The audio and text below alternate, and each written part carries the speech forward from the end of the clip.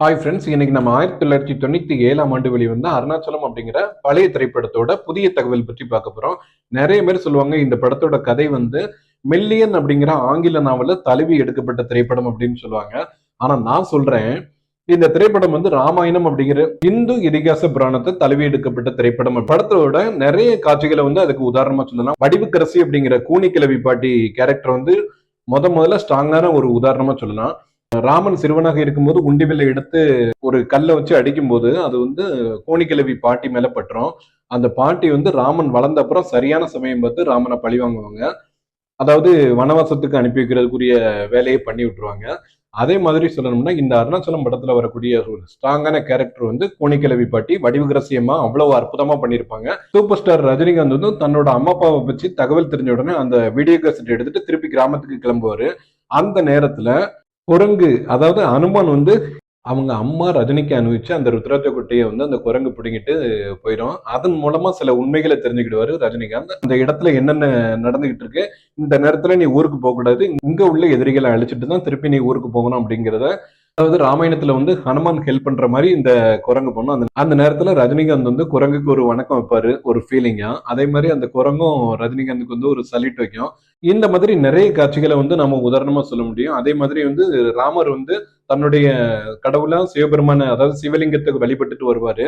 ராவணனை அழிச்ச அப்புறமும் கூட தன்னுடைய பாவங்களை போக்குறதுக்காக ராமேஸ்வரத்துல சிவலிங்கத்தை பிரதிஷ்டை பண்ணி பூஜை பண்ணிட்டு போனாரு அப்படிங்கிறது கூட எல்லாருக்குமே தெரிஞ்ச விஷயம் தான்.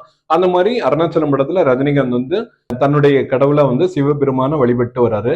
அதாண்டா இதாண்டா அப்படிங்கிற பாட்டு வந்து அவ்வளவு அற்புதமான பாட்டு. கடவுளை பற்றி அவ்வளவு ஒரு உணர்வு பூர்வமா சொல்லக்கூடிய வரிகள்லாம் அந்த பாட்டுல வரும் அப்படிங்கிறது உங்க எல்லாருக்கும் தெரியும். அதே மாதிரி ராமனும் அருணாச்சலமும் அதே சிவபெருமானோட பக்தர்கள் அப்படிங்கிற மாதிரி இந்த கதையை வடிவமைச்சிருப்பாங்க. ஆண்டவன் சொல்றான், அருணாச்சலம் முடிக்கிறான் அப்படிங்கிற டைலாக்கும் அப்படிதான். ஆண்டவன் அப்படிங்கிறது வந்து சிவபெருமான சொல்லுவாரு. இன்னும் ஒரு காட்சியை உதாரணமா சொல்லணும்னா, வடிவுக்கரசி வந்து ரஜினிகாந்தை பார்த்து சொல்லுவாங்க, பரம்பரையாக எங்க குடும்பத்துல மூத்தவனுக்கு கிடைக்கிற மரியாதை தான் இந்த காப்பு, அது அனாதை பையனான உனக்கு கிடைச்சிருக்கே அப்படின்ட்டு வடிவுக்கரசி அப்படி வயிறு எரிஞ்சு சொல்லும் போது ரஜினிகாந்த் வந்து கண் கலங்கி அப்படி நிப்பாரு. அந்த காட்சியை வந்து அற்புதமா பண்ணிருப்பாரு சுந்தர்சி.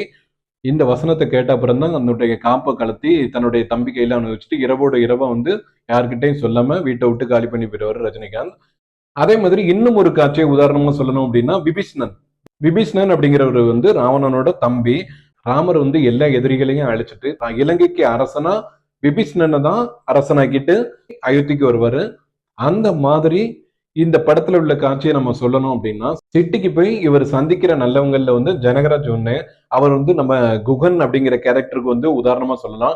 அதே மாதிரி அங்க இருக்கக்கூடிய எதிரிகள்ல வி.கே. ராமசாமி, நிழல்கள் ரவி, மாஸ்டர் பிளாஸ்டர் ரகுவரன், இவங்க எல்லாரும் கூடவும் இருக்கக்கூடிய ஒரு முக்கியமான நல்ல மனிதர் யாரு அப்படின்னு கேட்டோம்னா விசு இருப்பாரு.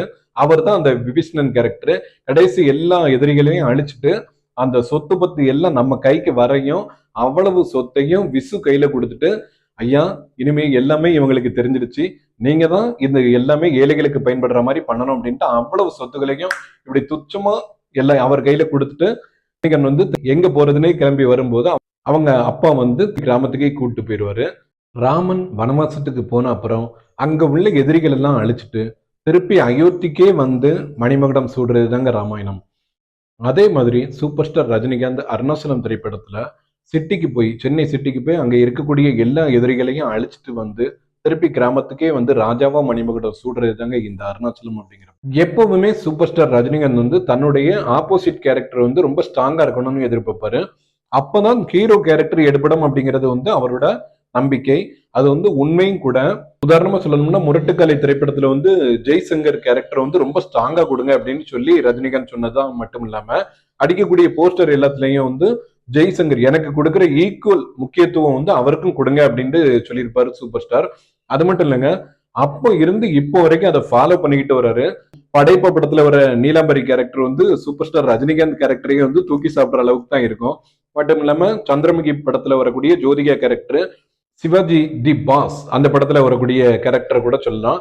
ஆதி சேசன்னா போட்டு வச்சுட்டு புளியதரை சாப்பிட்டுக்கிட்டு இருப்பான்னு நினைச்சியா, காசிமேடு ஆதிடா, பழைய போலீஸ் ரெக்கார்டை எடுத்துப்பாரு அப்படின்ட்டு அவர் சொல்லும் போது இருக்கக்கூடிய கம்பீரம் வந்து அந்த கேரக்டரோட ஸ்ட்ராங்னஸ் வந்து சொல்லலாம். அதே மாதிரி அருணாச்சலம் படத்துல வரக்கூடிய வில்லன் கேரக்டர் மிஸ்டர் ரகோரன் சொல்லலாம். அவர் ஒரு டைலாக் சொல்லுவார் பாருங்க, ஐயோ பட்டிக்காடு அப்படிங்கிற வார்த்தையே வந்து ஒரு வித்தியாசமா ஸ்டைலிஷா இருக்கும். அவரோட நடிப்பு வந்து நிறைய படங்கள்ல உதாரணமா சொல்லலாம். அதுக்குன்னு ஒரு பதிவு போட்டு நம்ம பார்க்கலாம். பாஷா படம் ஒரு பிளாக் பஸ்டர் மூவி ஆகுறதுக்கு சூப்பர் ஸ்டார் எந்த அளவுக்கு ரீசனோ, அதே மாதிரி ரகவரன் கேரக்டரும் ரீசன் அப்படிங்கிறது வந்து எல்லாருக்குமே சொல்லி தெரிய வேண்டியது இல்ல. பொதுவா சொல்லணும் அப்படின்னா, அந்த கூனிக்கிழவி கேரக்டர் ஈக்குவல் டு வடிவுக்கரசி அம்மா, ஹனுமான் கேரக்டர் ஈக்குவல் டு அந்த அருணாச்சலம் படத்துல வரக்கூடிய அந்த குரங்கு. அப்படி பார்த்தோம்னா விபீஷ்ணன் கேரக்டர் அப்படி விசு பண்ணியிருப்பாருங்க. அந்த படத்துல விசு வந்து ஒரு டைலாக் பேசுவாரு. நீ வருவன்னு எனக்கு தெரியும் அருணாச்சலம், நீ சாதாரண ஆள் இல்ல அப்படின்னு அவர் சொல்ற டைலாக் வந்து ரொம்ப ஃபேமஸான டைலாக். மட்டும் இல்லாம 3000 கோடியை ஒரு வீடு ஃபுல்லா அப்படி அடுக்கி வச்சிருப்பாங்க. அந்த நேரத்துல மட்டும் இப்ப மாதிரி அந்த ரூபா செல்லாதுன்னு சொல்லியிருந்தா அவ்வளவுதான். இன்னும் ஒரு தகவல் என்ன அப்படின்னா, காலமெல்லாம் காதல் வாழ்க அப்படிங்கிற காதல் திரைப்படத்துல முரளி நடிச்சிருப்பாரு. அதுல ஒரு மணி அடித்தால் கண்ணே உன் ஞாபகம் அப்படிங்கிற பாட்டோட டியூனை வந்து கொஞ்சம் இந்த நகமோ தேன் சுகமோ அந்த பாட்டுக்கு தேவா பயன்படுத்திட்டாரு அப்படின்ட்டு ஒரு சின்ன சர்ச்சை உண்டு. நீங்க சொல்றது எனக்கு கேக்குது. இதெல்லாம் ஒரு விஷயமாங்க. இளையராஜா அவரோட பீட்டை நிறைய படத்துல பயன்படுத்தியிருக்கிறாரு அப்படிங்கிறது வந்து நீங்க சொல்றது என் காதுல நல்லா கேக்குது. ராமாயணம் அருணாசலம் இந்த ப்ரொனவுன்சியேஷன் வந்து ஒரே மாதிரி இருக்கும். அதாவது உச்சரிப்பு முறை வந்து யனம் சலம், ராமா அருணா, ராமாயணம் அருணாச்சலம் அப்படிங்கிற மாதிரி உச்சரிப்புல வந்து சுந்தர் சி வச்சிருப்பாரு. பெரிய இடத்து பிள்ளை அப்படின்ட்டு அர்ஜுன் படம் வந்து நீங்க கண்டிப்பா பார்த்திருப்பீங்க. அந்த படத்துல வந்து கவுண்டமணி சூப்பர் ஸ்டார் கிட்ட கதை சொல்ற மாதிரி ஒரு காட்சி அமைச்சிருப்பாங்க. இப்ப கூட ரீசெண்டா அந்த காட்சி வந்து வைரல் ஆகிட்டு இருக்கு. அந்த சீன்ல என்னன்னா, கவுண்டமணி வந்து சூப்பர் ஸ்டார் கிட்ட கதை சொல்லும் போது ஒரு பெரிய மைதானம், அந்த மைதானத்துல வந்து ஏற்கலப்பை வச்சிருக்காங்க. நிறைய பேர் நிறைய ஊர்ல இருந்து வந்திருக்காங்க. அந்த ஏற்கலப்பையை யாரு தூக்கி உடைக்காங்களோ அவங்களுக்கு தான் அந்த பொண்ணு அப்படின்ட்டு சொல்லிடுவாங்க. நீங்க எல்லாருமே வந்து ட்ரை பண்றாங்க, அந்த ஏற்கலப்பையை தூக்க கூட முடியல. ஆனா நீங்க வர்றீங்க, வந்து உங்க ஸ்டைல்ல ஒரு விரல்ல அப்படி தூக்கி ஏற்கலப்பையே உடைச்சிடுதீங்க. அதுக்கப்புறம் அந்த பொண்ணை வந்து நீங்க கல்யாணம் பண்ணிக்கிட்டு இருக்கீங்க. இதாங்க அந்த படத்தோட கதை அப்படிமா. இது ராமாயணம் இல்ல அப்படின்ட்டு சூப்பர் ஸ்டார் சொல்றாரு. அப்படியா, நான் அந்த பேப்பரை எழுதி கீழே போட்டேன், அத கம்பர்னு ஒருத்தர் எடுத்துக்கிட்டாரு, அவர் எழுதுனதா இருக்குமோ ஒருவேளை அப்படின்னு சொல்லுவாரு கவுண்டமணி. அதே மாதிரி பாருங்க, இன்னும் ஒரு கதையை சொல்லியிருந்தேன். சரி சரி சொல்லுங்க. ஒரு ஊர்ல ஒரு பொண்ணு இருக்கு, அந்த பொண்ணை வந்து 5 பேர் கல்யாணம் பண்ணிக்கிட்டுறாங்க. அதனால வரக்கூடிய கடினமான சூழ்நிலைகளை வந்து நீங்க சமாளிச்சு மீண்டு வரீங்க அப்படிங்கிற மாதிரி ஒரு கதையை கவுண்டமணி சொல்லுவாரு. இது மகாபாரதம் இல்ல அப்படின்ட்டு அவர் சொன்ன உடனே அதுக்கு சொல்லுவாரு இவரு, மகாபாரதமா, நான் இதே மாதிரி தாங்க கதையை எழுதி கீழே போட்டிருந்தேன், அதை வியாசர் அப்படின்ட்டு ஒருத்தர் எடுத்துட்டு போனாரு, அவர் எழுதி வச்சிருப்பாரு அப்படின்னு கவுண்டமணி சொல்றது வந்து ஒரு அற்புதமான காமெடியா இருக்கும்.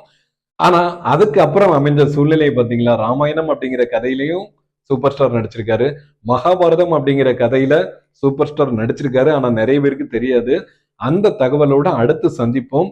மட்டும் இல்லாம தளபதி அப்படிங்கிற படத்தை வந்து நீங்க சொல்லுவீங்க அதுதான் மகாபாரதம் கர்ணன் கேரக்டர் மாதிரி அவர் பண்ணியிருப்பாருன்னு.